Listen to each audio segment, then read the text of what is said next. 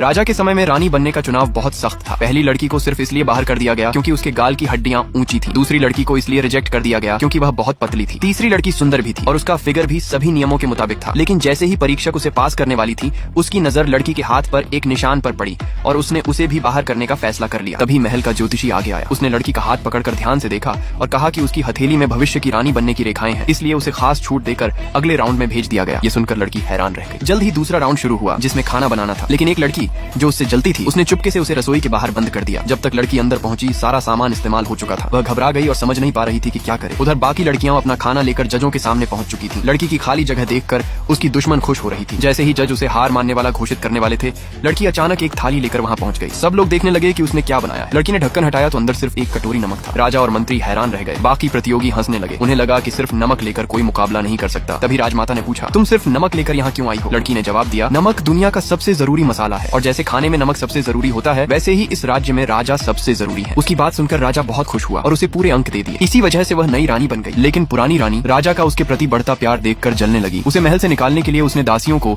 लड़की के नहाने के पानी में कुछ जड़ी बूटियां मिलाने का आदेश दिया। लेकिन लड़की ने सिर्फ एक बार सूंघकर ही समझ लिया कि पानी में कुछ मिलाया गया है। उसने ऐसा दिखाया जैसे उसे कुछ पता ही न हो और दासियों को अपने पास बुलाया। फिर उसने पूरा पानी उन पर फेंक दिया। अगले ही पल दासियों के चेहरों पर दाने निकल आए।